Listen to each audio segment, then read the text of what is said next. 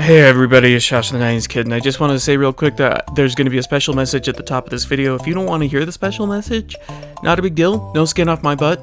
Go ahead and skip to the time thing, the subscription, no, not subscription, in the description box is the time code.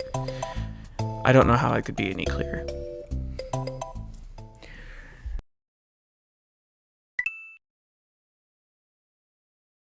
And I say, hey, what a wonderful kind of day, if you can learn to work and play, get along with your neighbor, each other. That was the Crash Test Dummies singing the Arthur theme. Crash Test Dummies, they're a pretty underrated band. Been listening to God Shuffled His Feet. Great album, check it out. You guys, it has been so long since I've recorded a video, and I've missed you dearly. It's been a really crazy couple of months, and I was supposed to get a video out being like a Q&A, and I sent out a request on Twitter and YouTube to give me questions, and I only got 2 questions. And that's probably because I really suck at social media. It's like when your mom made you eat vegetables. It's definitely necessary for the health of my YouTube channel, but I don't wanna. I just don't wanna. Anyways, the point is, I didn't get enough questions to do a Q&A video, but don't fear, I am gonna be doing a video kind of like a getting to know you for the 90s Kid. However, that's gonna take a little bit of time. I wanted to get a video out real quick and answer one of the questions I got on Twitter from Francisco Perez, which is, what are your top 10 games of all time? Also, really quick guys, I am so sorry that I did not upload something in the last couple of months, particularly because I wanted to express how incredibly grateful I am that we have reached 50,000 subscribers. It's honestly a little bit mind-blowing, but thank you so much, and I am so sorry it's taken a couple of months. I've mentioned it briefly before, I think, that my day job is, I'm a mailman. So obviously December is a crazy month, but usually it drops off pretty soon after Christmas. That hasn't been the case this year. Anyways, that's enough. Let's get into the list. Okay, so this is my top 10 games of all time. It was a question I got from Francisco Perez. Thank you, Francisco. Now, I asked Francisco how many Zelda games I should limit myself to because Zelda's my favorite series of all time, and most of my favorite games come from that series. Francisco was particularly charitable and said I should limit it to 2. I'm actually going to limit it to 1. So I'm picking the one Zelda game that is my absolute favorite of all for this list. Now, the 10 games on this list, they're not in any particular order except for number 1. Number 1 is like my absolute favorite. Let's get into it. Number 10 is Super Mario Bros. 3. Super Mario Bros. Is my first love in video games. That was my absolute favorite series of games from the earliest time that I can remember when I was 3 or 4, all the way up until I was about 10 or 11, and then I started liking Zelda more than Super Mario. Super Mario Bros. 3 is my favorite mainline Mario game. It is just, for me, the absolute culmination of gaming on the NES. The platforming is tight, the visuals are absolutely charming, there's 1,000,001 power-ups, you get to experience all of these new ideas and new courses, and they're over before they can wear out their welcome. I mean, Super Mario Bros. 3 is just glorious. Alright, number 9 is Peasents Quest. Now, this game was made by Videlectrix, which was one of the greatest studios for making adventure games back in the 80s. They made Trogdor, they made Rhino Feeder, but their magnum opus was definitely Peasants Quest. True, the CEO of Videlectrix was really hard on his employees. What did I say? What did I tell you to do? To make good graphics. Good graphics! I come to work and I have to look at this mess! I can make good graphics. You better make good graphics! I'm supposed to release a video computer game on TV without this graphic! What? You heard me! That hard work paid off and created one of gaming's greatest adventures. Okay, I'm just kidding. Sierra Online was one of my favorite video game developers from the 80s, and I loved King's Quest. In fact, one of the first games I can remember playing is King's Quest 3 on my grandma's IBM computer. But my absolute favorite King's Quest game is King's Quest 6, Aired Today, Gone Tomorrow. This game is just bursting at the seams with charm. From Derek's funny narration, to his absolute insensitivity toward horrible deaths. Uh-oh.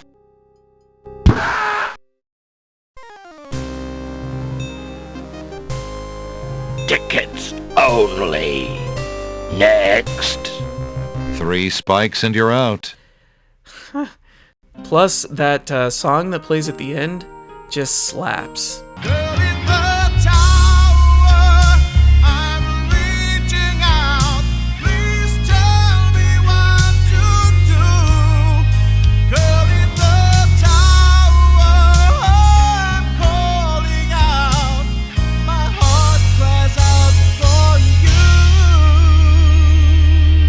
Oh, that's glorious. Okay, so number 8 is SimCity 2000. Now, I have never met a SimCity game that I didn't like. From SimCity to SimCity 2000 to SimCity 3000 to SimCity 4. That's all of the SimCity games, right? I'm not actively choosing to forget one of them, am I?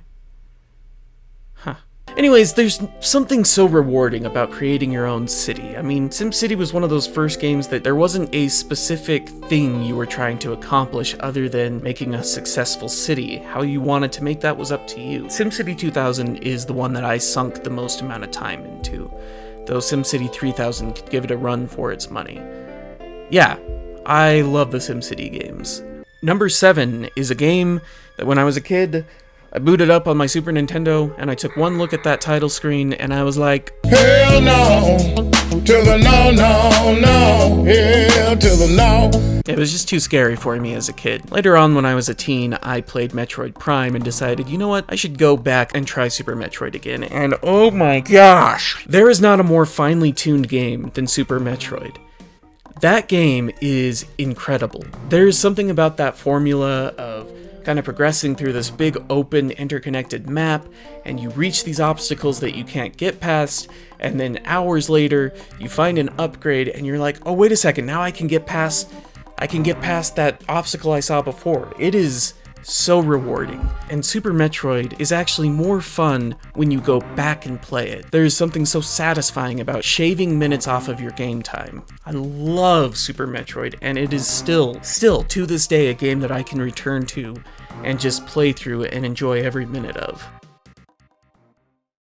Number 6 is a game that I never would have expected to become one of my favorites of all time.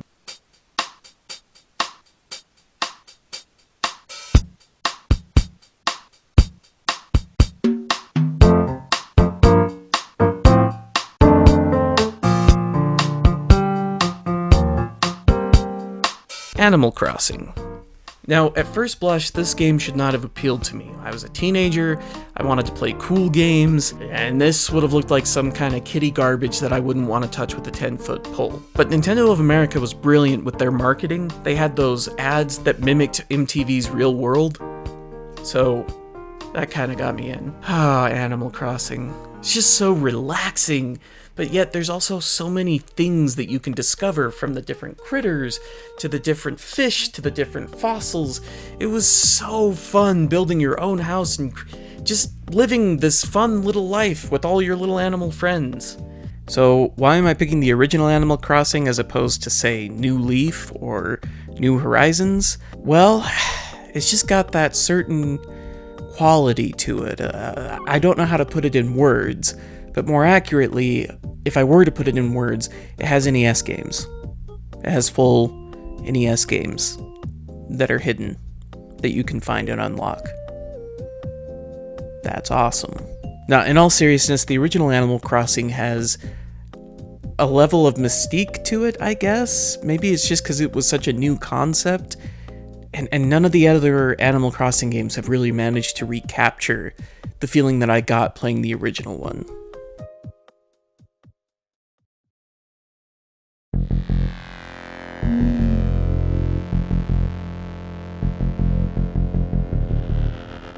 Now, I remember when my family got our first PC. It was a PC from Totally Awesome Computers, and on that PC was a demo for Age of Empires 2, and I played that demo over and over and over again until finally, I think it was for Christmas, my mom got me Age of Empires 2, and that game I sunk so many hours into. Now, don't get me wrong, I played a lot of RTSs. That was was like my gaming genre of choice on PC. StarCraft, Warcraft, War of the Ring, Star Wars, is it Empire at War? One of the RTSs. Anyways, Age of Empires was my favorite. You have that incredible soundtrack, you have that progression from age to age that allows you to upgrade your civilization.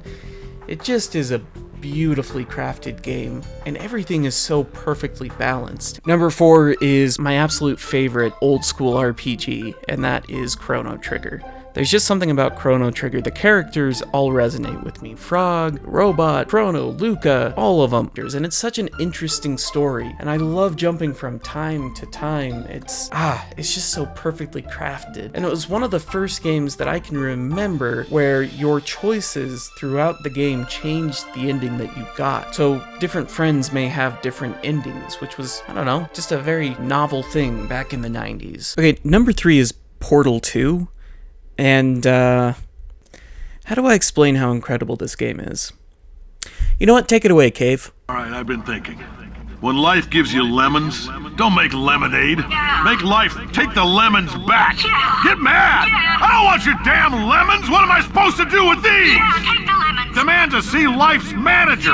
Make life rue the day it thought it could give Cave Johnson lemons. Do you know who I am?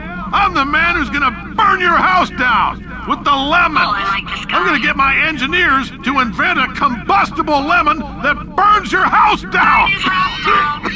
Burning people. He says what we're all thinking. Comic book adaptations have had a rough go of it in video gaming history.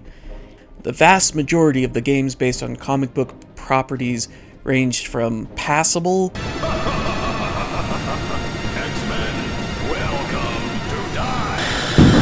to Superman 64.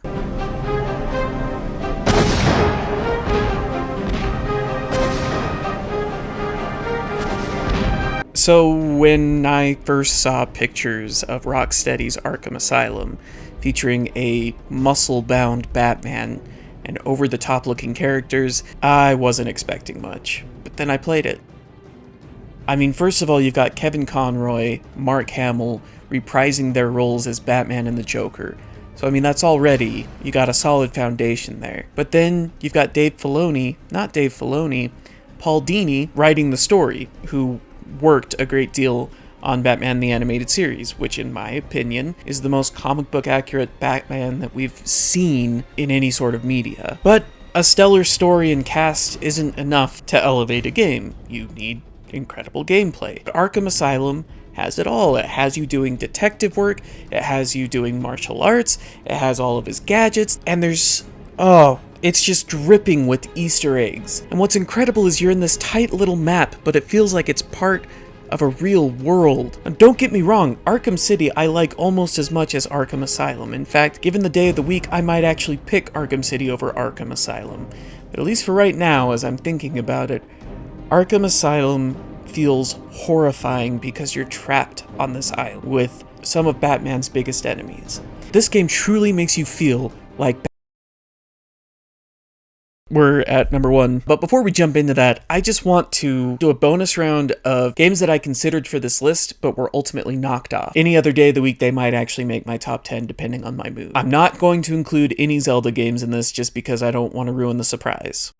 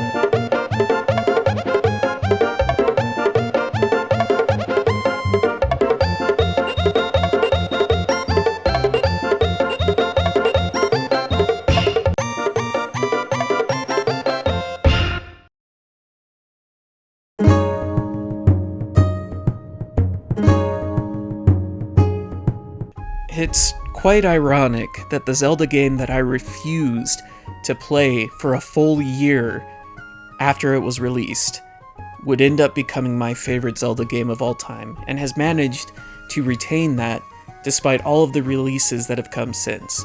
Twilight Princess couldn't knock it off, Skyward Sword didn't even come close to knocking it off, and even Breath of the Wild, which literally brought tears to my eyes when the game began because it recaptured the magic of Zelda, even it couldn't knock off Wind Waker.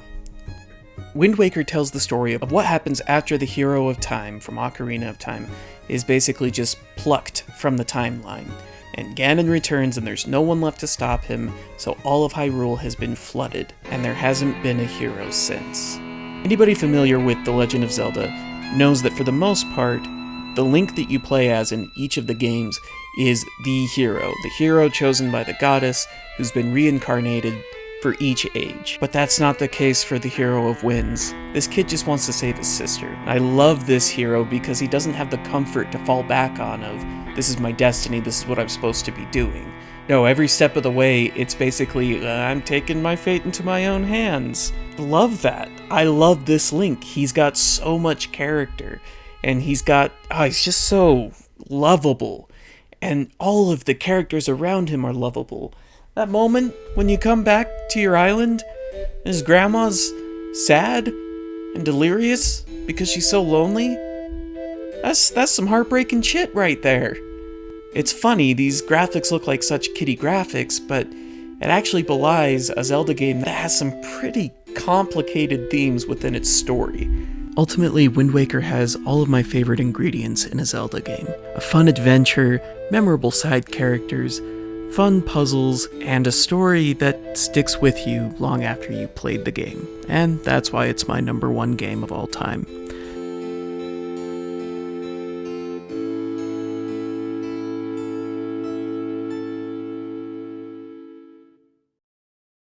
But I want to hear from you. What's your favorite game of all time? Let me know in the comments below. Let me know what you think. Love y'all.